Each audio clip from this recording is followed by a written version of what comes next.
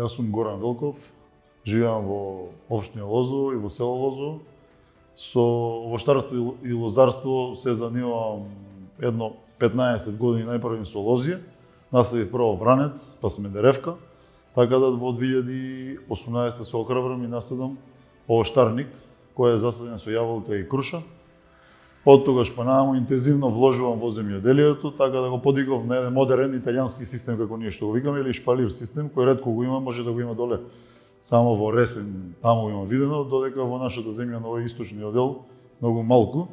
Сите беа скептици дека тука нема да успее крушата и јаболката, ја бев еден од тие што имав визија и мислев дека ќе успее. Идејата или ја преточив, бев во Италија 3 години на речење на јаболка, околу 25 дена, од месец јуни до почетокот на јули.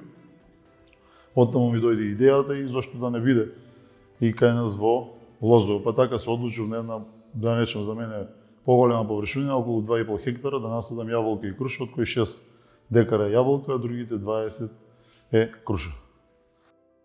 Бидејќи после третата година самите јаболка раѓаат и крушата, од цената која е на пазарот или која немаме за гарантирана цена или е многу ниска, треба сами да се снаоѓаме, едноставно кажем, или иначе да, не знам, да сами да се пробиваме на пазарот.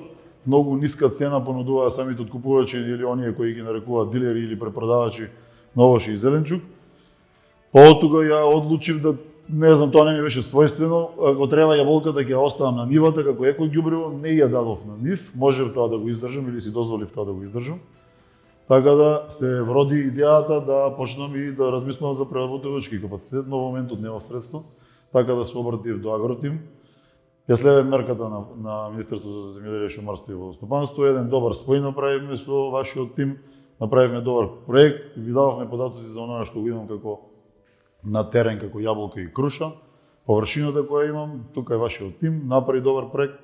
Проектот добро беше прифатен од Министерството за земјоделие, шумарство и водостопанство, беше одобрен. Добив околу 560.000 динара, без ДДВ, во кои ја купив ова опрема тука како што гледате, пастеризатор, сецкалка, преса и овие 4 садови за сместување на самата течност која ќе биде произведена или сокот од крушата и јаболката.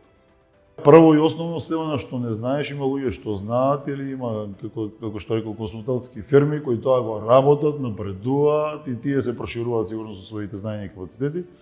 И уште еднаш ќе повторам, може да се обрати секој до кај вас и да ја помогнат во врска со било која мерка и мислам дека на крајот ќе бидат задоволни. Едноставно и да се охрабрат и да бидат царство уверени во оноа што го сакаат или да имаат цел, да не се колебаат при размислувањата или при крајната цел. Бидејќи ја кога го правев планот за лозарство, овоштарство и не се гледа дека тоа ќе се случи за 2-3 години. Покрај тоа што сите, не знам, стручни лица или сите водиме правиме математики, дека во првите 3 години тоа 5, но тоа никој пат не испаѓа 100%, така да секој пат треба да се спремен за 6, за 10 и така натаму. Планираме да ја продолжиме со работката, да напредуваме понатаму, имам нови идеи кои ги споделам со вашиот тим и доколку се пронајдеме, едноставно најдеме место и решение да аплицираме на еден од следните позиции заедно со тимот на Агротим.